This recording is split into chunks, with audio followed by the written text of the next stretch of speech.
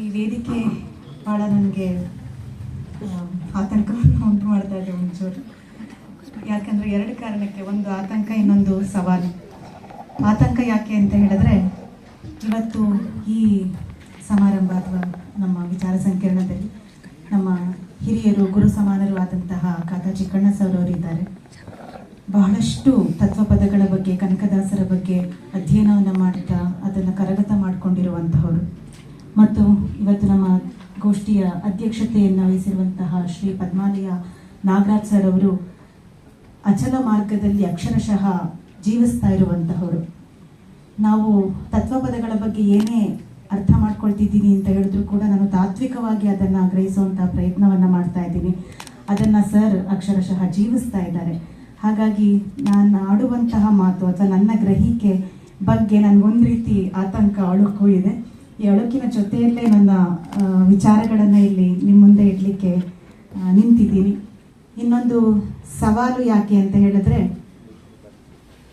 ಅಧ್ಯಾಪನ ತರಗತಿ ಬೋಧನೆ ಬೇರೆ, ವೇದಿಕೆ ಮೇಲೆ ಮಾತನಾಡೋದು ಬೇರೆ. ಸರ್ ಆಗಲೇ ಹೇಳಿದ್ದಾರೆ, ಇಷ್ಟೇ ಕಾಲದ ಮಿತಿ ಒಳಗಡೆ ನಿಮ್ಮ ಮಾತನ್ನು ಮುಗಿಸ್ಬೇಕು ಅಂತ. ತರಗತಿ ಪಾಠ ಮಾಡಬೇಕಾದ್ರೆ ನಮಗೆ ಈ ಥರದ ಏನು ಬ್ಯಾರಿಕೇಡ್ಗಳು ಇರೋದಿಲ್ಲ. ಅಲ್ಲಿ ಓತಪ್ರೋತವಾಗಿ ಒಂದು ಗಂಟೆ ಕ್ಲಾಸ್ ಇರುತ್ತೆ. 1 ಗಂಟೆ ಶುರು ಮಾಡಿದ್ರೆ 1 ಗಂಟೆ ನಾವು ಮಾತನಾಡ್ತಾ ಇಂಟ್ರ್ಯಾಕ್ಟ್ ಮಾಡ್ತಾ ಹೋಗೋದು. ಅದು ಅಭ್ಯಾಸ ಆಗ್ಬಿಟ್ಟಿರುತ್ತಲ್ಲ. ಇವಾಗ ಎಲ್ಲಿ ಅದನ್ನು ಲಂಬಿಸ್ಬಿಡ್ತೀವೋ ಅದರಿಂದ ಎಲ್ಲಿ ನಮ್ಮ ಈ ಗೋಷ್ಠಿಯ ಉಳಿದ ಸಮಯಕ್ಕೆ ಕೊರತೆ ಮಾಡಿಬಿಡ್ತೀವೋ ಅನ್ನುವಂಥ ಒಂದು ಆತಂಕ ಮತ್ತು ಇದನ್ನು ನಿಭಾಯಿಸಬೇಕಾಗಿರುವಂತಹ ಸವಾಲು. ಈ ಎರಡರ ಜೊತೆಯಲ್ಲೇ ಇವತ್ತು ನನಗೆ ಕೊಟ್ಟಿರುವಂತಹ ವಿಷಯ ತತ್ವಪದಕಾರ್ತಿಯರ ಲೋಕದೃಷ್ಟಿಗೆ ಸಂಬಂಧಪಟ್ಟ ಹಾಗೆ ಈ ವಿಷಯವನ್ನು ಕುರಿತ ಹಾಗೆ ನನ್ನ ಗ್ರಹಿಕೆಯನ್ನು ತಮ್ಮೆಲ್ಲರ ಮುಂದೆ ಇಡಲಿಕ್ಕೆ ಇಷ್ಟಪಡ್ತೀನಿ. ಎಲ್ಲರಿಗೂ ತಿಳಿದಿರೋ ಹಾಗೆ ತತ್ವಪದಗಳು ಬದುಕನ್ನು ಬಹಳ ಸೂಕ್ಷ್ಮವಾಗಿ ಮತ್ತು ತೀವ್ರವಾಗಿ ಪರಿಭಾವಿಸಿದಂತಹ ಸಂವೇದನಾಶೀಲ ಸಮಷ್ಟಿ ಮನಸ್ಸುಗಳ ಜೀವನ ತತ್ವದ ಫಲ. ಇಲ್ಲಿ ಒಬ್ಬ ವ್ಯಕ್ತಿ ಹೇಳಿದ್ದಾನಾದರೂ ಕೂಡ, ಅಂದರೆ ಇಲ್ಲಿ ತತ್ವಪದಗಳಿಗೆ ಕರ್ತೃಗಳಿದ್ದಾರೆ. ಯಾರು ಬರೆದಿರೋದು ಅನ್ನೋದು ಗೊತ್ತಿದೆ. ಜನಪದ ಸಾಹಿತ್ಯದ ಹಾಗೆ ನಮಗೆ ಅಜ್ಞಾತವಾಗಿ ಉಳಿದಿಲ್ಲ. ಆದರೆ ಅವು ಹೇಳ್ತಾ ಇರುವಂತಹ ವಿಚಾರಗಳಿಗೆ ಈ ಕರ್ತೃತ್ವದ ಹೊರೆ ಇಲ್ಲ. ನಾನೇ ಬರೆದದ್ದು, ನನ್ನ ಹೆಸರಿಂದು ಅನ್ನುವಂತಹ ಯಾವ ಹೊರೆಯನ್ನು ಅಂಟಿಸಿಕೊಳ್ಳದೆ, ಆ ಭಾರವನ್ನು ಹೊರದೆ ಅವು ಸರಾಗವಾಗಿ ಎಲ್ಲ ಜನರ ಮನಸ್ಸಿನಲ್ಲಿ ಅವು ಹರಿದಾಡ್ತಾ ಹೋಗಿದೆ, ಬಾಯಿಗಳಲ್ಲಿ ಹರಿದಾಡ್ತಾ ಹೋಗಿದೆ. ನಮಗೆ ಗೊತ್ತಿದೆ, ಹಲವು ಶ್ರವಣಧಾರೆಗಳ ಫಲ ಅಥವಾ ಹಲವು ಶ್ರವಣಧಾರೆಗಳ ತತ್ವ ಮಾರ್ಗಗಳು ಪರಸ್ಪರ ಕಲೆತು ಬೆರೆತು ಒಂದು ಬಹುತ್ವದ ನೆಲೆಯನ್ನು ನಿರ್ಮಿಸಿಕೊಂಡಿದೆ. ಅಂತಹ ಬಹುತ್ವದ ನೆಲೆ ತತ್ವಪದಕಾರರದ್ದು. ಆನಂತರ ರವಿ ಸರ್ ಅವರು ತತ್ವಪದಗಳ ಬಹುತ್ವದ ನೆಲೆಯನ್ನು ಕುರಿತು ಮಾತನಾಡಲಿದ್ದಾರೆ. ಹಾಗಾಗಿ ತತ್ವಪದಗಳಿಗೆ ಒಂದು ನಿರ್ದಿಷ್ಟವಾದಂತಹ ತಾತ್ವಿಕ ನೆಲೆಯನ್ನು ಗುರುತಿಸುವಂತಹದ್ದು ಕಷ್ಟ. ಅದು ಬಹುತ್ವದ್ದು. ಇವು ಶಿವಪ್ರಕಾಶ್ ಸರ್ ಅವರು ಹೇಳೋ ಹಾಗೆ ಎಲ್ಲ ಜಾತಿಯ ಮರಗಳ ಕಾಡು. ಇಲ್ಲಿ ವಿಶ್ವದ ಚರ ಅಚರ ಸಂಗತಿಗಳೆಲ್ಲವೂ ಕೂಡ ಸಮಾನ ಮತ್ತು ಮುಖ್ಯವಾಗ್ತಾ ಹೋಗುತ್ತೆ. ಹಾಗಾಗಿ ಇವರಿಗೆ ಧರ್ಮ, ಜಾತಿ, ದೇಶ, ಭಾಷೆಗಳ ಗಡಿಗಳಿಲ್ಲ. ಎಲ್ಲ ಎಲ್ಲೆಗಳನ್ನು ಮೀರಿದ ವಿಶ್ವಮಾನವ ಪ್ರಜ್ಞೆ ತತ್ವಪದಕಾರರದು. ಇಲ್ಲಿ ಹೆಣ್ಣು ಮಾಯೆ ಅಲ್ಲ, ಸಾಧನೆ ಮಾಡಲಿಕ್ಕೆ ಆಕೆ ವರ್ಜ್ಯವೂ ಕೂಡ ಅಲ್ಲ. ಆಕೆಯು ಮೋಕ್ಷದ ಸಾಧನೆಗೆ ಸಮಾನ ಅರ್ಹಳು. ಇಲ್ಲಿ ಸಂಸಾರ ಅನ್ನುವಂತಹದ್ದು ತಿರಸ್ಕೃತವಲ್ಲ, ಅವರಿಗೆ ಇದು ನಿಷಿದ್ಧವೂ ಕೂಡ ಅಲ್ಲ, ಮತ್ತು ಸಂಸಾರ ಪರಿತ್ಯಜಿಸಬೇಕಾದಂತಹ ವಿಷಯವೂ ಕೂಡ ಅವರಿಗಲ್ಲ. ಸಂಸಾರದೊಳಗಿದ್ದೇ ಪಾರಮಾರ್ಥಿಕತೆಯ ಸಾಧನೆ ಮಾಡಬಹುದು ಅನ್ನುವಂತಹದ್ದು ತತ್ವಪದಕಾರರ ಮತ್ತು ಅಂತೆಯೇ ಅವರಿಗೆ ಹಿನ್ನೆಲೆಯಾದಂತಹ ವಚನಕಾರರ ಬಲವಾದಂತಹ ನಂಬಿಕೆ. ಈ ಹಾದಿಯೊಳಗೆ ತತ್ವಪದಕಾರ್ತಿಯರನ್ನ ರೂಪಿಸಿದ ಅನುಭವ ಪರಂಪರೆಯೊಳಗೆ ಅವರ ಪಾಲುದಾರಿಕೆಯನ್ನ ಗಟ್ಟಿಗೊಳಿಸಿದಂತಹ ಯಶಸ್ಸು ನಮ್ಮ ಭಾರತೀಯ ಶ್ರವಣಧಾರೆಗಳ ತಾತ್ವಿಕತೆಗಳಿಗೆ ಸಲ್ಲುತ್ತೆ ಅಂತ ಹೇಳಿದ್ರೆ ಅದೇನು ಉತ್ಪ್ರೇಕ್ಷೆ ಆಗಲಾರದು. ನಮ್ಮ ಕನ್ನಡ ಸಾಹಿತ್ಯದ 1000 ವರ್ಷಗಳ ಇತಿಹಾಸದಲ್ಲಿ ಸೃಜನಶೀಲ ಸಾಹಿತ್ಯ ರಚನೆಯಲ್ಲಿ ಹೆಣ್ಣು ತೊಡಗಿಸಿಕೊಂಡಂತಹದ್ದು ತೀರಾ ಕಡಿಮೆ. ಈ ಗಾತ್ರ ಅಲ್ಪತೆಗೆ ಅಂದಂದಿನ ಸಾಂಸ್ಕೃತಿಕ ರಾಜಕಾರಣಗಳು ಹೇಗೆ ಕಾರಣ ಆಗಿದೆ ಎನ್ನುವಂತಹದ್ದು ನಮ್ಮೆಲ್ಲರಿಗೂ ಈಗಾಗಲೇ ತಿಳಿದಂತಹ ವಿಷಯ. ಅದನ್ನು ಸಾಕಷ್ಟು ನಾವು ಚರ್ಚೆಯನ್ನು ಕೂಡ ಮಾಡಿದ್ದೀವಿ. ಯಾವ ಕಾರಣಗಳು, ಯಾವ ರಾಜಕಾರಣಗಳು ಅವಳನ್ನು ಹೀಗೆ ಅಕ್ಷರ ಲೋಕಕ್ಕೆ ದೂರವಾಗಿ ಇಡ್ತು ಅನ್ನುವಂಥದ್ದು.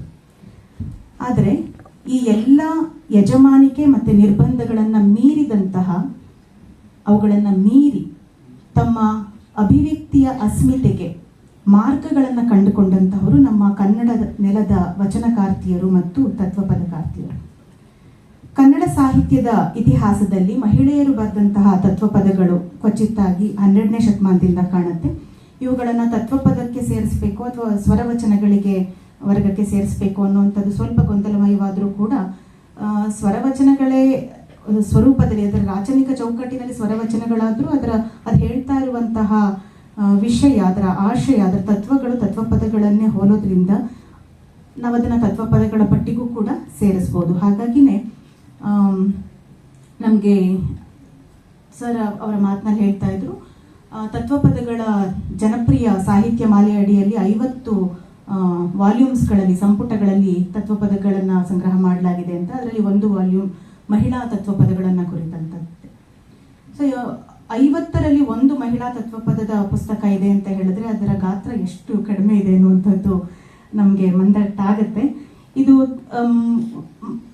ತತ್ವಪದಕಾರ್ತಿಯರು ತತ್ವಪದಗಳನ್ನು ಬರೀಲಿಲ್ವಾ ಅನ್ನುವಂತಹ ಪ್ರಶ್ನೆಯಿಂದ ಹಿಡಿದು, ಬರ್ತಿದ್ರು ಅದು ಎಲ್ಲಿದೆ ಅನ್ನುವಂಥದ್ರಿಂದ ಹಿಡಿದು ಅದನ್ನು ಸಂಗ್ರಹಿಸೋದ್ರಲ್ಲಿ ನಾವಿನ್ನೂ ಕ್ಷೇತ್ರ ಕಾರ್ಯಗಳನ್ನು ಮಾಡಬೇಕಾಗಿದೆಯಾ ಅನ್ನೋದ್ರವರೆಗೂ ಕೂಡ ನಮ್ಮನ್ನ ಚಿಂತನೆಗೆ ಹಚ್ಚುತ್ತೆ. ಈಗ 12ನೇ ಶತಮಾನದಲ್ಲಿ ಅಕ್ಕಮಹಾದೇವಿ ಮತ್ತೆ ನೀಲಾಂಬಿಕೆ ಈ ಇಬ್ಬರು ವಚನಕಾರ್ತಿಯರು ಮತ್ತು ತತ್ವಪದಕಾರ್ತಿಯರು ಅಂತಲೂ ಕೂಡ ಹೇಳ್ಬೋದು. ಇದನ್ನು ಹೊರತುಪಡಿಸಿದ್ರೆ ಸಂಖ್ಯಾ ದೃಷ್ಟಿಯಿಂದ ಹೆಚ್ಚು ತತ್ವಪದಗಳು ನಮಗೆ ಕಾಣಸಿಗುವಂತಹದ್ದು 17ನೇ ಶತಮಾನದಿಂದ ಈಚೆಗೆ. 17ನೇ ಶತಮಾನದಿಂದ 20ನೇ ಶತಮಾನದ ಪ್ರಾರಂಭದವರೆಗಿನ ಈ ಕಾಲಘಟ್ಟವನ್ನು ನಮ್ಮ ಕನ್ನಡ ಸಾಹಿತ್ಯ ಚರಿತ್ರೆಯಲ್ಲಿ ಅಂಧಕಾರದ ಯುಗ ಅಂತ ಒಂದು ಕರೆದು ಅದನ್ನ ಬಿಟ್ಬಿಟ್ಟಿದ್ದಾರೆ ಅಂತ ಕೂಡ ಚಿಕ್ಕಣ್ಣ ಸರ್ ಅವ್ರ ಮಾತಿನಲ್ಲಿ ಹೇಳ್ತಾ ಇದ್ರು. ಹಾಗೆ ಬಿಟ್ಟಿದ್ದಾರೆ. ಇದು ಯಾಕೆ, ಸಾಹಿತ್ಯ ಚರಿತ್ರೆಯನ್ನ ರಚಿಸಿದವರು ಯಾರು ಅನ್ನೋದ್ರ ಮೇಲೆ ಇದು ಕೂಡ ನಿರ್ಧಾರ ಆಗಿದೆ. ಆದರೆ ಈ ಅವಧಿ ಏನಿದೆ 200 ವರ್ಷಗಳ ಅವಧಿ, ಈ ಅವಧಿಯಲ್ಲಿ ಬದುಕನ್ನ ಕಟ್ಟಿಕೊಡುವ, ಬದುಕಿಗೆ ತುಂಬಾ ಮುಖ್ಯವಾಗಿ ಬೇಕಾದ, ಜನ ಬದುಕಬೇಕು ಅಂತ ಬರೆದಂತಹ ಸಾಹಿತ್ಯ ರಚನೆ ಆಗಿದೆ. ಅದು ತತ್ವಪದಗಳಾಗಿರಬಹುದು, ಜನಪದ ಮಹಾಕಾವ್ಯಗಳಾಗಿರಬಹುದು. ಇವೆಲ್ಲವೂ ನಮ್ಮ ಕೈಗೆ ಸಿಕ್ಕದ್ದು, ನಮ್ಮ ಜನರ ಬಳಿಗೆ ಬಂದದ್ದು 17ನೇ ಶತಮಾನದಿಂದ 20ನೇ ಶತಮಾನದ ಪ್ರಾರಂಭದ ಹೊತ್ತಿನಲ್ಲಿ ಅನ್ನುವಂಥದ್ದನ್ನು ನೋಡಿದಾಗ ಅದು ನಮಗೆ ಖಂಡಿತ ಅಂಧಕಾರದ ಯುಗ ಅಲ್ಲ, ಅದು ನಿಜವಾದ ಬೆಳಕನ್ನ ನಮಗೆ ತಂದುಕೊಟ್ಟಂತಹ ಯುಗ ಅಂತ ನಾವು ಹೇಳಬೇಕಾಗುತ್ತೆ. ಗಾತ್ರದ ದೃಷ್ಟಿಯಲ್ಲಿ ನಾನು ಈಗಾಗಲೇ ಹೇಳಿದ ಹಾಗೆ ಮಹಿಳಾ ತತ್ವಪದಗಳ ಸಂಖ್ಯೆ ಕಡಿಮೆ ಇದ್ರೂ ಕೂಡ ಇವು ಒಟ್ಟಂದದಲ್ಲಿ ಸಮಗ್ರವಾಗಿ ಕಟ್ಕೊಡುವಂತಹ ಚಿಂತನೆಗಳು, ಅವುಗಳ ಗ್ರಹಿಕೆಗಳು ಬಹಳ ವಿಶಿಷ್ಟವಾದದ್ದು. ಆ ಕಾರಣಕ್ಕೆ ನಮಗೆ ಅವು ಬಹಳ ಮಹತ್ವದ್ದು ಅಂತ ಅನ್ಸುತ್ತೆ. ಈ ಸಾಮಾಜೀಕರಣ ಪ್ರಕ್ರಿಯೆ ಅನ್ನುವಂಥದ್ದು ಹೇಗೆ ನಡೀತಾ ಇರುತ್ತೆ ಅನ್ನುವಂಥದ್ದು ಸೋಷಿಯಾಲಜಿ ಅಥವಾ ಸಮಾಜಶಾಸ್ತ್ರದ ಅಥವಾ ಸಮಾಜವನ್ನು ತುಂಬಾ ಸೂಕ್ಷ್ಮವಾಗಿ ಗಮನಿಸುವಂತಹ ಎಲ್ಲರಿಗೂ ಗೊತ್ತಿರುವಂಥದ್ದು. ಈ ಪ್ರಕ್ರಿಯೆಯಲ್ಲಿ ಹೆಣ್ಣು ಮತ್ತು ಗಂಡಿಗೆ ನೀಡಲಾಗಿರುವಂತಹ ತರಬೇತಿ, ಹೆಣ್ಣು ಅಂದ್ರೆ ಹೀಗೆ ಇರಬೇಕು, ಗಂಡು ಅಂದ್ರೆ ಹೀಗೆ ಇರಬೇಕು ಅನ್ನುವಂತಹ ಈ ತರಬೇತಿ ಮತ್ತೆ ಈ ಇಬ್ಬರ ಜೈವಿಕ ಭಿನ್ನತೆಯ ನೆಲೆಗಳು, ಅವರಿಗೆ ಒದಗುವಂತಹ ಲೋಕಾನುಭವಗಳು ಲಿಂಗಾತೀತ ಅನುಭವಗಳಾಗದ ಹಾಗೆ ತಡೆದಿವೆ ಮತ್ತು ಗ್ರಹಿಕೆಯ ಸಂದರ್ಭದಲ್ಲಿ ಒಂದು ಲಿಂಗ ಸಂಬಂಧಿಯಾದ ಸೂಕ್ಷ್ಮ ಒಳನೋಟವನ್ನೇ ಕೊಡುತ್ತೆ. ಅದೇನೇ ಗಂಡು ಹೆಣ್ಣು ಸಮಾನತೆ ಅಂತ ಹೇಳ್ತಾ ಹೋದ್ರೂ ಕೂಡ ಅನುಭವದ ಪಾತಳಿಗೆ ಬಂದಾಗ ಗಂಡಿಗೆ ಒದಗುವ ಅನುಭವಗಳು ಮತ್ತು ಹೆಣ್ಣಿಗೆ ಒದಗುವ ಅನುಭವಗಳು ಒಂದಷ್ಟು ವ್ಯತ್ಯಾಸಗಳನ್ನು ಹೊಂದಿರುತ್ತೆ ಮತ್ತು ಅದು ಅವರ ಚಿಂತನೆಯ ನೆಲೆಯಿಂದ ಪ್ರೇರಿತಗೊಂಡಿರುತ್ತೆ ಅಂತ. ಕೆಲವು ಅನುಭವಗಳು ಹೆಣ್ಣಿಗೆ ಒದಗೋದಿಕ್ಕೆ ಸಾಧ್ಯವಿಲ್ಲ, ಕೆಲವು ಅನುಭವಗಳು ಖಂಡಿತ ಗಂಡಿಗೆ ಒದಗೋದಿಕ್ಕೆ ಸಾಧ್ಯವಿಲ್ಲ. ಲಿಂಗ ವಿಶಿಷ್ಟವಾದಂತಹ ಕೆಲವು ಸಂವೇದನೆಗಳು, ಕೆಲವು ಅನುಭವಗಳು ಹೆಣ್ಣಿಗೆ ದಕ್ಕತ್ತೆ. ಹೀಗೆ ಇಂತಹ ಒಳನೋಟಗಳು, ಹೆಣ್ಣಿಗೆ ದಕ್ಕಿದಂತಹ ಇಂಥ ಒಳನೋಟಗಳು ಈ ಸ್ತ್ರೀ ಅಸ್ಮಿತೆಯ ಸ್ವರೂಪವನ್ನ ಕಟ್ಕೊಡ್ತಾ ಇವೆ. ಹಾಗೆ ನೋಡಿದ್ರೆ ಸ್ತ್ರೀ ಅಸ್ಮಿತೆ ಅನ್ನುವಂತಹದ್ದೇ ಒಂದು ವಿಶಿಷ್ಟವಾದಂತಹ ಒಳನೋಟ. ಇದಕ್ಕೆ ಜೈವಿಕವೂ ಮತ್ತೆ ಸಾಮಾಜಿಕವೂ ಆದಂತಹ ಎರಡೂ ನೆಲೆಗಳು ಉಂಟು. ಜೈವಿಕವಾದ ಈ ಲಿಂಗ ಭಿನ್ನತೆ ಏನಿದೆ, ಗಂಡು ಮತ್ತು ಹೆಣ್ಣು ಅನ್ನುವಂಥದ್ದು, ಇದು ಪುರುಷ ಪ್ರಧಾನ ಸಮಾಜದಲ್ಲಿ ಲಿಂಗ ತಾರತಮ್ಯವಾಗಿ ಪರಿವರ್ತನೆ ಆಯಿತು.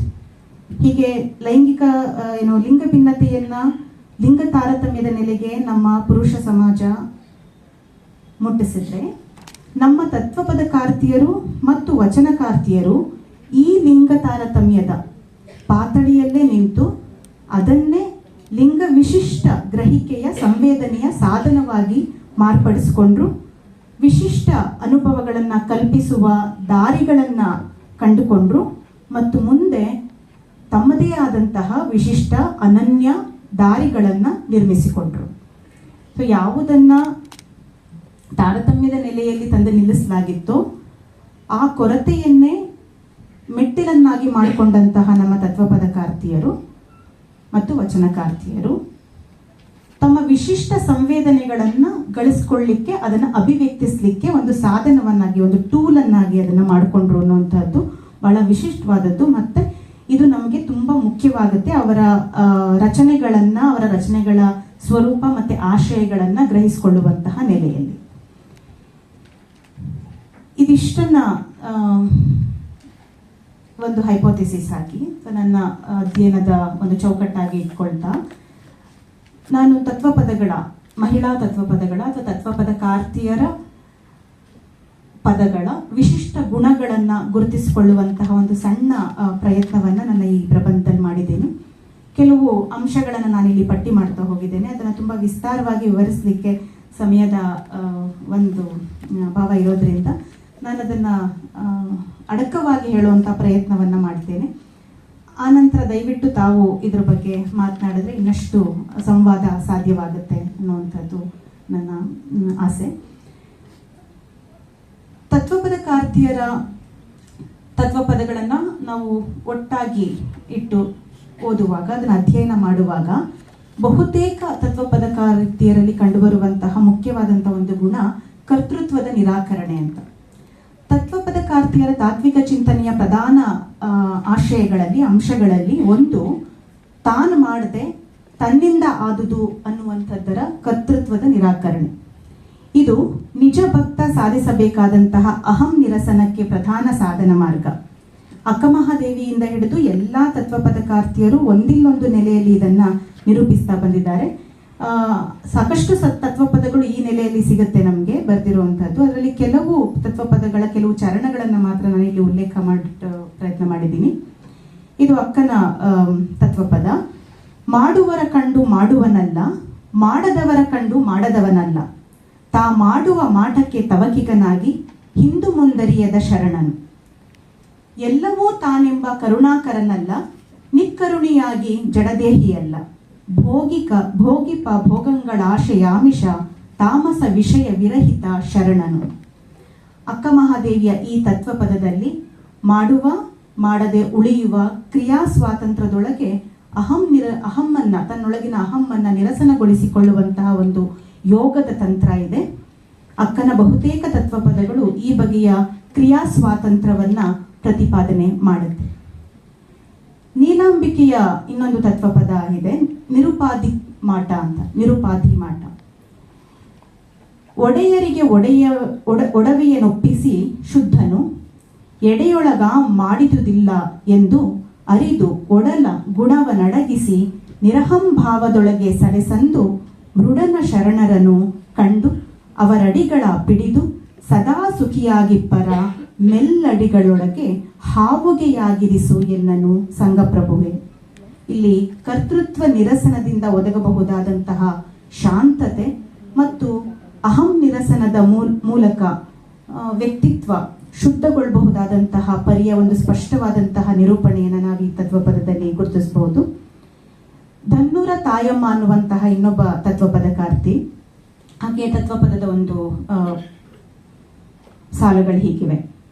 ನಾನೇ ಮಾಡಿನಿ ನೀ ಅನತಿ ಯಾಕ, ನಿನ್ನ ದುಃಖ ಕುಂತಾದ ಆ ಮಾತಿನ ತಳಕ, ನಾಲಿಗೆ ಆಡುತ್ತಾದ ಹಣೆಯು ನಗತಾದ, ನೀ ತಿಳಕೊಂಡು ನಡಿಬೇಕ. ಎಲ್ಲ ದುಃಖದ ಮೂಲವೇ ಈ ನಾನು ಮಾಡಿದೆ ಅನ್ನುವಂತಹ ಅಹಂಭಾವ. ಅದನ್ನು ಬಿಟ್ಟರೆ ಮಾತ್ರ ನಮಗೆ ಚಲನೆ ಸಾಧ್ಯ ಅನ್ನುವಂಥದ್ದನ್ನ ಬಹಳ ಸರಳವಾದಂತಹ ಪದಗಳಲ್ಲಿ ಈಕೆಯ ತತ್ವಪದಗಳು ವಿವರಿಸ್ತಾ ಹೋಗುತ್ತೆ. ಮತ್ತೊಂದು ತತ್ವಪದಗಳ ವಿಶಿಷ್ಟ ಅಂಶ ಗುಣ ಗುರುತಿಸಿಕೊಂಡಿರುವಂತಹದ್ದು ಎಲ್ಲ ವಚನಕಾರ್ತಿಯರ ಅಥವಾ ತತ್ವಪದಕಾರ್ತಿಯರ ವಚನಗಳಲ್ಲಿ ಒಂದು ಅನುಭವದ ಬೆಳಗಿದೆ.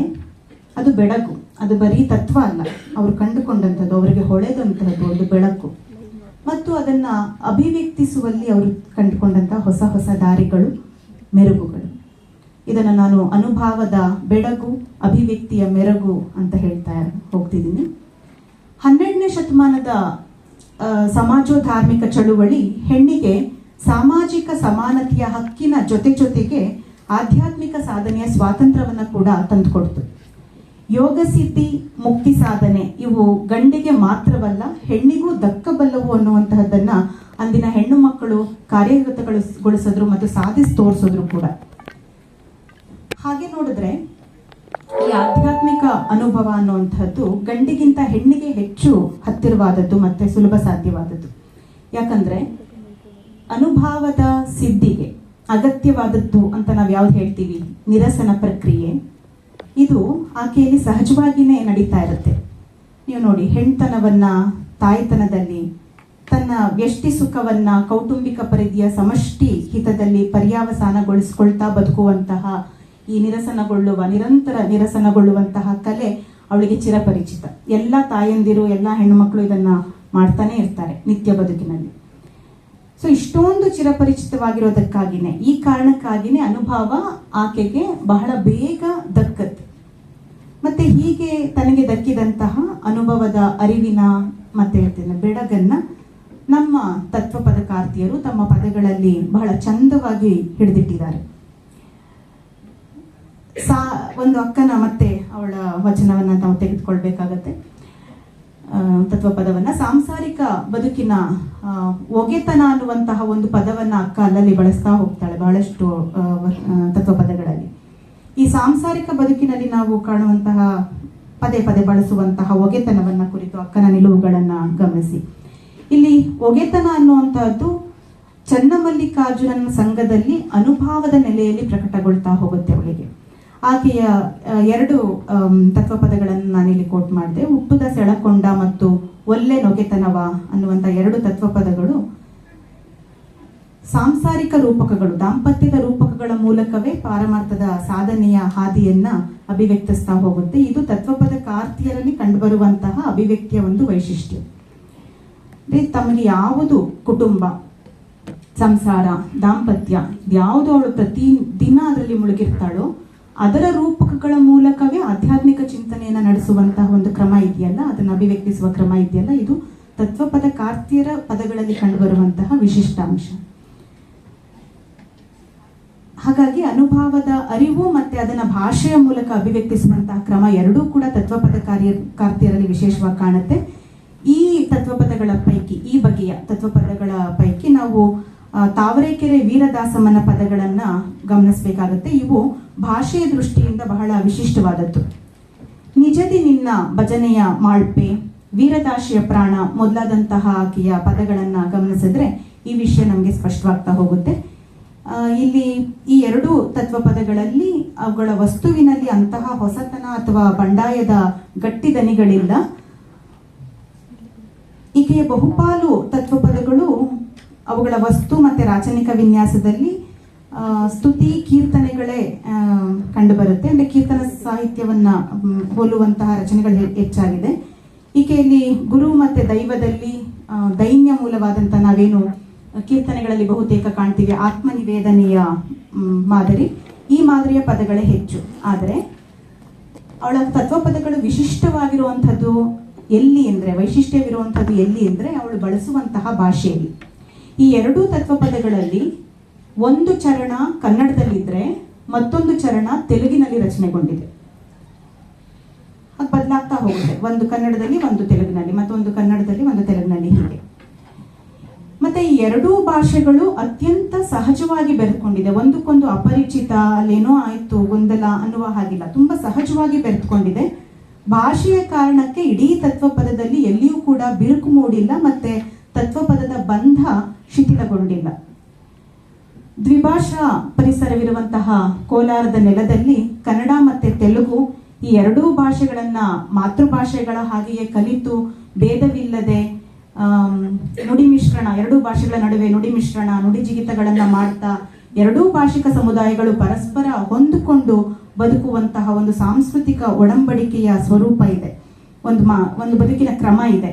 ಆ ಮಾದರಿಯನ್ನ ನಾವು ಈ ತತ್ವಪದಗಳಲ್ಲಿ ಕಾಣ್ತೀವಿ. ಅಂತಹ ಒಂದು ಮಾದರಿಯನ್ನ ಈಕೆ ತನ್ನ ತತ್ವಪದಗಳಲ್ಲಿ ಕಟ್ಕೊಡ್ತಾ ಇದ್ದಾಳೆ. ಭಾಷಿಕ ಅಭಿವ್ಯಕ್ತಿಯ ನೆಲೆಯಲ್ಲಿ ಇನ್ನೊಂದು ಮಹತ್ವದಾಗಿ ಕಾಣುವಂತಹ ತತ್ವಪದ ನಮ್ಮ ರಾಯಚೂರಿನ ಹನುಮಂತವನದ್ದು. ವರ್ತಕರಾಗಿ ಬಂದೇವಯ್ಯ ಭವದಿ ಮತ್ತು ಧ್ಯಾನ ವ್ಯವಹಾರ ಮಾಡುವ ವರ್ತಕರು ಅನ್ನುವಂಥದ್ದು. ಇವು ವೈಶ್ಯಕುಲದ ಹನುಮಂತವ ತನಗೆ ಚಿರಪರಿಚಿತವಾದ, ತನ್ನ ನಿತ್ಯ ಬದುಕಿನಲ್ಲಿ ಸಂಪರ್ಕಕ್ಕೆ ಬರ್ತಾ ಇದ್ದಂತಹ ವ್ಯಾಪಾರದ ಪರಿಭಾಷೆಯಲ್ಲೇ ಆಧ್ಯಾತ್ಮಿಕ ಚಿಂತನೆಗಳನ್ನು ಅಭಿವ್ಯಕ್ತಿಸಿರುವಂತಹ ರೀತಿ ಬಹಳ ಹೊಸತನದಿಂದ ಕೂಡಿದೆ. ಅದಕ್ಕೆ ನೀವು ಆ ಪುಸ್ತಕದಲ್ಲಿರುವಂತಹ ಆ ಎರಡು ತತ್ವಪದಗಳನ್ನ ದಯಮಾಡಿ ಓದಿ. ಇನ್ನು ಮೂರನೆಯ ಅಂಶ ನಾನು ಗುರುತಿಸ್ಕೊಂಡಿರುವಂತಹದ್ದು, ಬದುಕಿನ ಬಗ್ಗೆ ನಮ್ಮ ತತ್ವಪದಕಾರಿಯರಲ್ಲಿ ಗೊಂದಲಗಳಿಲ್ಲ, ಬಹಳ ಸ್ಪಷ್ಟವಾದಂತಹ ತಿಳಿವಿದೆ ಮತ್ತು ತಾವು ಬದುಕ್ತಾ ಇರುವಂತಹ ಬದುಕಿನ ಬಗ್ಗೆ ಒಂದು ಪ್ರಾಮಾಣಿಕತೆ ಇದೆ. ತಾವು ಆರಿಸ್ಕೊಂಡಂತಹ, ತಾವು ಬದುಕ್ತಾ ಇರುವಂತಹ ಬದುಕಿನ ಬಗೆಗೆ ಒಂದು ತಿಳಿವು ಮತ್ತು ಅದರೆಡೆಗಿನ ಅಪಾರವಾದಂತಹ ನಿಷ್ಠೆ ಮತ್ತೆ ಅದನ್ನು ಅಭಿವ್ಯಕ್ತಿಸುವಲ್ಲಿ ಅವರು ತೋರಿಸುವಂತಹ ಪೂರ್ಣವಾದ ಪ್ರಾಮಾಣಿಕತೆ, ಇವು ಮಹಿಳಾ ತತ್ವಪದಗಳಲ್ಲಿ ಎದ್ದು ಕಾಣುವಂತಹ ಲಕ್ಷಣಗಳು. ಒಂದೆರಡು ತತ್ವಪದಗಳ ತುಣುಕುಗಳನ್ನು ನಾನು ಇಲ್ಲಿ ಪಟ್ಟಿ ಮಾಡಿದ್ದೀನಿ. ಧನವು ಧಾನ್ಯ ಮನೆಯೊಳುಂಟು, ಘನವು ಎನ್ನ ಮನೆಯೊಳಿಲ್ಲ, ಮನೆಯ ಗಂಡ ಮುನಿಯಲೆನ್ನ ಮಂಡೆ ಬೋಳಾಗದು ಅನ್ನುವಂತಹ ಮಹಾದೇವಿ ಪದ ಒಂದು. ಹಾಗೆ ಸಂಗನ ಬಸವಣ್ಣನೆಂದ ನಿರೂಪಕ್ಕೆ ಹಿಂಗದೆ ಕರವೆತ್ತಿ ಮುಗಿಯುತ್ತಲಿ, ಸಂಗಮನಾಥನೇ ಈತನೆಂದು ಎನ್ನಂಗಯ್ಯ ಲಿಂಗದೊಳಡಗುವೆನು ಎನ್ನುವ ನೀಲಾಂಬಿಕೆಯ ತಾತ್ವಿಕ ಗಟ್ಟಿತನವನ್ನು ನಾವು ಗಮನಿಸಬೇಕಾಗತ್ತೆ. ನೀಲಾಂಬಿಕೆಯ ತತ್ವಪದಗಳು ನಮಗೆ ಗೊತ್ತಿದೆ, 12ನೇ ಶತಮಾನದ ಸಾಮಾಜಿಕ ಚಳುವಳಿಯ ಬೈ ಪ್ರಾಡಕ್ಟ್ಗಳು, ಉಪ ಉತ್ಪನ್ನಗಳು. ಶರಣನಾದವನಿಗೆ ಲೋಕ ಅಂಟಿಸುವಂತಹ ಯಾವ ಸೂತಕಗಳು ಇರಬಾರದು ಅನ್ನುವಂತಹ ಶರಣ ತತ್ವಗಳೇನಿವೆ, ಇವು ನೀಲಾಂಬಿಕೆಯ ವಚನ ಮತ್ತು ತತ್ವಪದ ಎರಡರಲ್ಲೂ ಕೂಡ ಕಾಣಿಸ್ಕೊಳ್ತಾ ಹೋಗುತ್ತೆ. ಇಲ್ಲಿ ಕೈಲಾಸ ಅನ್ನುವಂತಹದ್ದು ಬೇರೆಲ್ಲೋ ಇಲ್ಲ ಅನ್ನುವಂತಹ ಮತ್ತೆ ಅದೇ ವಚನದ ಆಶಯಗಳನ್ನ, ಶರಣರ ಆಶಯಗಳನ್ನ ಆಕೆ ಹೇಳ್ತಾ ಹೋಗ್ತಾಳೆ. ಇವೆಲ್ಲವನ್ನ ಹೇಳುವಾಗ ನಮಗೆ ಬಹಳ ಮುಖ್ಯವಾಗಿ ಅವಳ ತತ್ವಪದದಲ್ಲಿ ಕಾಣುವಂತಹದ್ದು ಅಂದ್ರೆ ಆಕೆ ಸಾಧಿಸ್ಕೊಂಡಂತಹ ಅದ್ವೈತ ಸಿದ್ಧಿ. ಅದು ಎಷ್ಟು ದೃಢ, ಎಷ್ಟು ಪ್ರಖರ ಅಂತ ಹೇಳಿದ್ರೆ, ಒಂದು ಘಟನೆ ಅವಳ ಬದುಕಿನಲ್ಲಿ ನಡೀತು ಅಂತ ಹೇಳಲಾಗುವಂತಹ ಒಂದು ಘಟನೆ ಮತ್ತು ಇದು ಅವಳ ತತ್ವಪದಗಳ ಮೂಲಕವೂ ಕೂಡ ನಾವು ಕಟ್ಕೊಳ್ಬಹುದಾದಂತಹ ಒಂದು ಸನ್ನಿವೇಶ. ಬಸವಣ್ಣ ಕಲ್ಯಾಣದ ಕ್ರಾಂತಿಯ ನಂತರ ಕಲ್ಯಾಣವನ್ನ ತೊರೆದು ಸಂಗಮಕ್ಕೆ ತೆರಳಿದಾಗ ನೀಲಾಂಬಿಕೆಯನ್ನ ತಾನಿದ್ದೆಡೆ ಕರ್ಕೊಂಡ್ ಬಾ ಅಂತ ಹೇಳಿ ಒಬ್ಬರನ್ನ ಕಳಿಸ್ತಾರಂತೆ. ಆಗ ನೀಲಾಂಬಿಕೆ ಹೇಳುವಂತಹ ಮಾತುಗಳು ಅವಳದ್ದೇ ತತ್ವಪದಗಳಲ್ಲಿದೆ. ಎಷ್ಟು ಚೆನ್ನಾಗಿದೆ ನೋಡಿ. ನೋಡು ನೋಡು ನೋಡು ನೋಡು ನೋಡು ಲಿಂಗವೇ, ನೋಡು ಬಸವಯ್ಯನು ಮಾಡಿದಾಟವ, ಅಲ್ಲಿಗೆನ್ನನು ಬರ ಹೇಳಿದರಂತೆ, ಇಲ್ಲಿ ತಾವಿಲ್ಲವೇ ಸಂಗಯ್ಯನು. ನನ್ನ ಅಲ್ಲಿಗೆ ಬರಕ್ ಹೇಳಿದ್ರಂತಲ್ಲ, ಇಲ್ಲಿಲ್ವಾ ಆತ, ಅಲ್ಲಿಗೆ ಬಂದೇ ಅವನನ್ನ ಸಂಗಯ್ಯನನ್ನ ನೋಡ್ಬೇಕಾ? ಅಲ್ಲಿ ಇಲ್ಲಿ ಎಂಬ ಉಭಯ ಸಂದೇಹವು ಬಲ್ಲ ಮಹಾತ್ಮರಿಗಿದು ಗುಣವೇ. ಬಸವಣ್ಣ ಎಲ್ಲ ಗೊತ್ತಿರುವಂತ ಮಹಾತ್ಮ, ಆತ ಹೇಳ್ ಕಳಿಸಿದಾನೆ ಅಂತ ಹೇಳ್ತಾ ಇದ್ದೀರಲ್ಲ, ಇದು ನ್ಯಾಯವೇ ಅಂತ ಹೇಳುವಂತಹದ್ದು. ಇಂತಹ ಹಲವು ತತ್ವಪದಗಳನ್ನ ಅದ್ವೈತ ಸಿದ್ಧಿಯನ್ನ ಮಾಡ್ಕೊಂಡ ತತ್ವಪದಕಾರಿಯರನ್ನ ನೋಡಬಹುದು. ಇದೇ ನೆಲೆಯಲ್ಲಿ ನಾವು ಓದ್ಕೊಳ್ಬಹುದಾದಂತಹ, ಅಧ್ಯಯನ ಮಾಡಬಹುದಾದಂತಹ ಇನ್ ಕೆಲವು ಅಂದ್ರೆ ಬಿದನೂರಿನ ಗಮ್ಮನದು. ಬಿದನೂರಿನ ಗಂಗಮ್ಮ ನಮಗೆಲ್ಲ ತಿಳಿದಿರೋ ಹಾಗೆ ಆಕೆ ಕಡಕೋಳು ಮಡಿವಾಳಪ್ಪನವರ ತಾಯಿ. ಬಾಲ ವಿಧವೆಯಾಗಿದ್ದಂತಹ ಹೆಣ್ಣು ಮಗಳು. ಆನಂತರ ಬಹಳ ಕಷ್ಟದ ಜೀವನದಲ್ಲಿ ಕಳೆದು ಆಕೆ ಮಠದ ಸಂಪರ್ಕಕ್ಕೆ ಬಂದು ಅಲ್ಲಿನ ಸ್ವಾಮಿಗಳಲ್ಲಿ ಅನುರಕ್ತಳಾಗಿ ಅವರಿಂದ ಆಕೆ ಹರೆಯದಲ್ಲಿ ಒಂದು ಮಗುವನ್ನ ಪಡೆದು, ಇದೆಲ್ಲವೂ ಆಗಿದ ನಂತರ ನಮ್ಗೆ ಯಾಕೆ ಬಿದನೂರಿನ ಗಂಗಮ್ಮ ತುಂಬಾ ಧೈರ್ಯವಂತಳು ಅಂತ ಅನ್ನಿಸ್ತಾಳೆ, ತುಂಬಾ ಮುಖ್ಯ ಆಗ್ತಾಳೆ ಅಂತ ಹೇಳಿದ್ರೆ, ಅವಳಿಗೆ ತಾನು ಆರಿಸ್ಕೊಂಡಂತಹ ಬದುಕಿನ ಬಗ್ಗೆ ಎಲ್ಲಿಯೂ ಕೂಡ ಅಪರಾಧಿ ಪ್ರಜ್ಞೆ ಇಲ್ಲ. ಇದು ನನ್ನ ಬದುಕು, ನಾನು ಆರಿಸ್ಕೊಂಡಿದ್ದೀನಿ, ಅದನ್ನ ಪ್ರಾಮಾಣಿಕವಾಗಿ ಬದುಕಬೇಕಾದಂತಹ ಜವಾಬ್ದಾರಿ, ಆ ಹೊಣೆ ಎರಡೂ ನಂದೆ ಅಂತ ಹೇಳ್ತಾ, ಸಮಾಜ ಏನೇ ಹೇಳಿದ್ರು ಅದನ್ನ ಧೈರ್ಯವಾಗಿ ತನ್ನ ಮಗುವಿನ ತಂದೆ ಯಾರು ಅನ್ನೋದನ್ನ ಹೇಳ್ತಾನೆ, ತನ್ನ ಮತ್ತು ತನ್ನ ಮಗುವಿನ ಇಬ್ಬರ ಬದುಕನ್ನ ಹಸನು ಮಾಡ್ಕೊಳ್ಳಿಕ್ಕೆ ಹೆಣಗಾಡಿದಂಥವಳು ಮತ್ತು ಅದನ್ನು ಹಸನುಗೊಳಿಸ್ಕೊಂಡು ಬದುಕಂತವಳು ಸಾರ್ಥಕವಾಗಿ. ಇಂತಹ ಅನೇಕ ತತ್ವಪದಕಾರ್ತಿಯರು ನಮಗೆ ಸಿಗ್ತಾ ಹೋಗ್ತಾರೆ. ತತ್ವಪದಕಾರ ತತ್ವಪದಕಾರ್ತಿಯರ ವಿಶೇಷತೆ ಏನು ಅಂತ ಹೇಳಿದ್ರೆ, ಅವರು ಬರೀ ತಾತ್ವಿಕ ಚಿಂತನೆಗಳನ್ನ ಖಂಡಿತ ಮಾಡಿದಂಥವ್ರಲ್ಲ, ಅವ್ರು ಏನ್ ಬದುಕಿದ್ರು ಅದನ್ನ ಬರೆದ್ರು. ಹಾಗಾಗಿ ನಮಗೆ ಅವರ ತತ್ವಪದಗಳಲ್ಲಿ ತುಂಬಾ ಪ್ರಾಮಾಣಿಕವಾದಂತಹ ಅಭಿವ್ಯಕ್ತಿಗಳು ಕಾಣ್ತಾ ಬರುತ್ತೆ. ಇನ್ನೊಂದು 2-3 ಅಂಶಗಳನ್ನ ಗುರುತಿಸ್ಕೊಂಡಿರೋದನ್ನಷ್ಟೇ ನಾನು ಹೇಳ್ಬಿಟ್ಟು ಸಂವಾದಕ್ಕೆ ನಾವು ಹೋಗ್ಬೋದು. ಆರೋಪಿತ ಮಡಿವಂತಿಕೆಗಳನ್ನ ಮೀರುವಂತಹ ಕ್ರಮ ಅವರಲ್ಲಿ ಹೆಚ್ಚು ಕಂಡು ಬರುತ್ತೆ. ಇದಕ್ಕೆ ನಾವು ಬಿದನೂರಿನ ಗೌರಮ್ಮನ ಜೀವನವನ್ನು ನೋಡಬಹುದು, ಕೈನೂರಿನ ರಾಚವನ ಜೀವನವನ್ನು ನೋಡಬಹುದು. ಇಂತಹ ಹೆಣ್ಣು ಮಕ್ಕಳು ಹೆಣ್ಣಿನ ಮೇಲೆ ಹೇರಲಾಗಿರುವಂತಹ ಲೈಂಗಿಕತೆಯನ್ನ ಕುರಿತ ಹಾಗೆ ಹೇರಲಾಗಿರುವಂತಹ ಅಸಹಜವಾದಂತಹ ಮಡಿವಂತಿಕೆಗಳನ್ನು ಕ್ರಿಯಾತ್ಮಕವಾಗಿ ಮೀರ್ತಾರೆ. ಹಾಗೆ ಮೀರುವುದಷ್ಟೇ ಅಲ್ಲ, ಅದನ್ನ ಧೈರ್ಯವಾಗಿ ಅಭಿವ್ಯಕ್ತಿಸ್ತಾರೆ. ನಮ್ಮ ಸಾಂಪ್ರದಾಯಿಕ ಶಾಬ್ದಿಕವಾಗಿಯೂ ಅಕ್ಷರದಲ್ಲಿಯೂ ಕೂಡ ಸಂಪ್ರದಾಯ ಮಡಿವಂತಿಕೆಗಳನ್ನ ನೋಡುವಂತಹ ನಮ್ಮ ಸಮಾಜದಲ್ಲಿ ಬಹಳ ಸಮಾಜ ಬೆಚ್ಚಿ ಬೀಳುವಂತಹ ಪದಗಳನ್ನ ಬಳಸೋದ್ರ ಮೂಲಕನೇ ತಮ್ಮ ತತ್ವಪದಗಳಲ್ಲಿ ಅದನ್ನ ಮೀರಿದ್ರಲ್ಲ ಮಡಿವಂತಿಕೆಗಳನ್ನ, ಆ ರೆಸ್ಟ್ರಿಕ್ಷನ್ಸ್ಗಳನ್ನ, ಅದು ನಮಗೆ ಬಹಳ ಮುಖ್ಯ ಅಂತ ಅನ್ಸುತ್ತೆ. ಇವತ್ತಿಗೂ ಕೂಡ ನಾವು ಬರೆಯೋಕೆ ಹೋದ್ರೆ ಈ ಪದ ಹಾಕ್ಬೋದಾ, ಈ ಪದ ಹಾಕ್ಬಾರ್ದಾ ಅಂತ ಯೋಚನೆ ಮಾಡ್ತೀವಿ ಬರೆಯುವಾಗ. ಆದರೆ ನಮ್ಮ ಬದುಕು ಹೇಗಿದೆಯೋ ನಾನು ಹಾಗೆ ಬರೀತೀನಿ ಅನ್ನುವಂತಹ ಧೈರ್ಯ ಇದೆಯಲ್ಲ ಅವರಿಗೆ, ಅದು ತತ್ವಪದಕಾರ್ತಿಯರ ಬಹಳ ದೊಡ್ಡ ಶಕ್ತಿ. ಮತ್ತು ಅದನ್ನು ಅಭಿವ್ಯಕ್ತಿಸಿದ್ರಲ್ಲ, ಅದು ನಮಗೆ ಕೊಡುಗೆ ನಿಜವಾಗ್ಲೂ. ಇನ್ನು ಜ್ಞಾನಯೋಗ ತತ್ವಪದಕಾರರು ಮತ್ತು ತತ್ವಪದಕಾರ್ತಿಯರು ಇಬ್ಬರೂ ಕೂಡ ಜ್ಞಾನಯೋಗದ ಸಾಧಕರೇ. ಅಲ್ಲಿ ರಿಚುವಲ್ಸ್ ಇಲ್ಲ, ಅಲ್ಲಿ ಆಚರಣೆಗಳಿಲ್ಲ, ವಿಧಿ ನಿಷೇಧ ಇತ್ಯಾದಿಗಳಿಲ್ಲ, ಮತ್ತೆ ಅಡ್ಡದಾರಿಗಳಿಲ್ಲ. ನಿನಗೆ ಜ್ಞಾನ ಸಿಗಬೇಕು ಅಂತ ಹೇಳಿದ್ರೆ ನೀನು ಕಷ್ಟಪಡಬೇಕು. ನಿನಗೆ ಜ್ಞಾನ ಸಿಗಬೇಕು ಅಂದರೆ ಆ ದಾರಿ, ನಿನ್ನ ಮುಂದೆ ತೆಗೆದುಕೊಂಡಿರುವಂಥ ದಾರಿ, ಅದು ಕಠಿಣವೋ ಅದು ಸುಲಭವೋ ಹೂವೋ ಮುಳ್ಳೋ ನೀನೇ ನಡಿಬೇಕು. ಸೊ ಬದುಕು ನಂದು, ನಾನು ಆರಿಸ್ಕೊಳ್ಳುವ ದಾರಿಯ ಆಯ್ಕೆ ನಂದು. ಆಯ್ಕೆ ನಂದಾದಾಗ ಅದರ ಹೊಣೆನೂ ಕೂಡ ನಂದೇ. ಅದನ್ನು ನಾನು ಹೊತ್ಕೊಳ್ಬೇಕು ಅನ್ನುವಂತಹ ಒಂದು ಜ್ಞಾನವನ್ನು, ಯೋಗ ಮಾರ್ಗವನ್ನು ತತ್ವಪದಕಾರರು ಬದುಕಿದ್ರು. ಹಾಗೆ ಬದುಕಿದ್ರು. ಮತ್ತೆ ಮತ್ತೆ ನಾನು ಹೇಳುವಂಥದ್ದು, ನಾವೆಲ್ಲ ಮಾತಾಡ್ತೀವಿ, ತತ್ವಪದಗಳ ಬಗ್ಗೆ ಮಾತಾಡ್ತೀವಿ ಅಥವಾ ಇನ್ಯಾವುದ್ರ ಬಗ್ಗೆ ಮಾತಾಡ್ತೀವಿ, ಆದರೆ ಮಾತನಾಡ್ತಾ ಹಾಗೆ ಬದುಕೋದಿದೆಯಲ್ವ, ಅದು ಬಹಳ ಸವಾಲಿನ ಕೆಲಸ, ಚಾಲೆಂಜಿಂಗ್. ಹಾಗೆ ಬದುಕಿದಂಥವರು ತತ್ವಪದಕಾರರು. ಅದಕ್ಕೆ ಅವರು ನಮಗೆ ಭೂತದಲ್ಲೂ, ಇನ್ನು ನಮ್ಮ ಪಾಸ್ಟಲ್ಲೂ ಇದ್ದಾರೆ, ಅಲ್ಲಿಗೂ ಕನೆಕ್ಟ್ ಆಗ್ತಾರೆ, ನಮ್ಮ ವರ್ತಮಾನಕ್ಕೂ ಕನೆಕ್ಟ್ ಆಗ್ತಾರೆ, ಮತ್ತು ನಮ್ಮ ಭವಿಷ್ಯಕ್ಕೂ ಖಂಡಿತ ಕನೆಕ್ಟ್ ಆಗ್ತಾರೆ. ಎಲ್ಲಿಯವರೆಗೆ ಮನುಷ್ಯ ಇರ್ತಾನೋ, ಎಲ್ಲಿಯವರೆಗೆ ಬದುಕು ಇರುತ್ತೋ, ಎಲ್ಲಿಯವರೆಗೆ ಬದುಕಿನ ಎಲ್ಲ ಸಂಕೀರ್ಣತೆಗಳು ಇರುತ್ತೋ, ಅಲ್ಲಿಯವರೆಗೂ ವಚನ ತತ್ವಪದಗಳು ನಮಗೆ ಪ್ರತಿ ಗಳಿಗೆ ಕನೆಕ್ಟ್ ಆಗ್ತಾನೆ ಇರುತ್ತೆ. ಮತ್ತು ನಮಗೆ ನಮ್ಮ ಬದುಕಿನ ಹಾದಿಯಲ್ಲಿ ಹುಟ್ಕೊಳ್ಬಹುದಾದಂತಹ ಏನೆಲ್ಲ ಪ್ರಶ್ನೆಗಳಿಗೆ, ಏನೆಲ್ಲ ಗೊಂದಲಗಳಿಗೆ, ತಲ್ಲಣಗಳಿಗೆ ಅಲ್ಲಿ ಏನೋ ಒಂದು ಉತ್ತರ ಇರುತ್ತೆ. ನಾವು ಅದನ್ನು ಕಂಡುಕೊಳ್ಬೇಕಷ್ಟೇ. ಕಂಡುಕೊಳ್ಳುವಂತಹ ಒಂದು ವಿವೇಕವನ್ನು ನಾವು ಪಡ್ಕೊಳ್ಬೇಕು ಅಂತಂದ್ರೆ ಇವುಗಳನ್ನ ಅಧ್ಯಯನ ಮಾಡಬೇಕು ಅನ್ನುವಂಥದ್ದು. ಇನ್ನು ಸಮಾಜ ವಿಡಂಬನೆ, ನೀತಿ ಬೋಧೆ, ಅದು ತತ್ವಪದಕಾರರಲ್ಲಿ ಇದ್ದ ಹಾಗೇನೆ ತತ್ವಪದಕಾರ್ತಿಯರಲ್ಲೂ ಇದೆ. ವಿಶೇಷವಾಗಿ ನಾವು ಫೈದುಮಾ ಫಾತಿಮಾ ಅನ್ನುವಂತಹ ಒಂದು ಬಸವ ಕಲ್ಯಾಣದ ಹೆಣ್ಮಗಳು ತತ್ವಪದವನ್ನು ಬರೆದಿರುವಂಥವಳು. ಅವಳು ಇಸ್ಲಾಂ ಧರ್ಮದ ಒಳಗಿರಬಹುದಾದಂತಹ ದೈವ, ಹೆಣ್ಣಿಗೆ ಆ ದೈವವನ್ನ ದೂರವಾಗಿ ಮಾಡುವಂತಹ ಅಲ್ಲಿನ ಒಂದು ಪುರೋಹಿತ ಶಾಹಿ, ಇವುಗಳನ್ನು ಕುರಿತು ಅವಳ ತತ್ವಪದಗಳಲ್ಲಿ ಮಾತನಾಡ್ತಾ ಹೋಗ್ತಾಳೆ. ಅಲ್ಲ ಅಂಬುವ ಸಣ್ಣವನಲ್ಲ, ಮಂದಿರ ಮಸೀದಿಯೊಳಗೆ ಹಿಡಿಯುವವನಲ್ಲ ಅನ್ನುವಂತಹದ್ದು ಅಂತ ಹಲವಾರು ತತ್ವಪದಗಳಿದೆ, ನಾವು ಅಲ್ಲಿ ನೋಡ್ಬೋದು. ಇನ್ನು ತತ್ವಪದಗಳ ಬಗ್ಗೆ ವಿದ್ವಾಂಸರು ಹೇಳಿದ್ದಾರೆ. ಏನು, ಎಲ್ಲ ಜಾತಿಯ ಮರಗಳ ಕಾಡು, ಹಲವು ತೋಟದ ಹೂಗಳು, ಹೀಗೆ. ಯಾಕೆ ಒಂದು ಪ್ರಶ್ನೆ ಕೇಳ್ತೀನಿ, ಹೀಗೆ ಹಲವು ಜಾತಿಯ ಮರಗಳು ಒಂದು ಕಡೆ ಬೆಳೆಯೋದಕ್ಕೆ, ಹಲವು ತೋಟದ ಹೂಗಳು ಒಂದು ಕಡೆ ಕಲಿಯೋದಕ್ಕೆ, ಹಲವು ದಾರೆಗಳು ಒಂದು ಕಡೆ ಸೇರೋದಕ್ಕೆ ಕಾರಣ ಏನು? ಅದು ಸಾಧ್ಯ ಆಗಿದ್ದಾದ್ರೂ ಯಾಕೆ, ಹೇಗೆ? ನಾವು ತತ್ವಪದಗಳ ಬಗ್ಗೆ ಮಾತನಾಡುವಾಗ ಈ 2 ಪದಗಳನ್ನ ಬಳಸ್ತೀವಿ. ಒಂದು H.S. ಶಿವಪ್ರಕಾಶ್ ಸರ್ ಅವರು ಹೇಳಿದ್ದಾರೆ, ಇನ್ನೊಂದು ನಟರಾಜ್ ಬೋದಾಳ್ ಸರ್ ಅವರು ಹೇಳಿದ್ದಾರೆ. ಎಲ್ಲ ಜಾತಿಯ ಮರಗಳ ಕಾಡು ಮತ್ತು ಹಲವು ತೋಟದ ಹೂವು ಅಂತ. ಇದು ಸಾಧ್ಯ ಆಗಿದೆಯಾ, ಹೇಗೆ?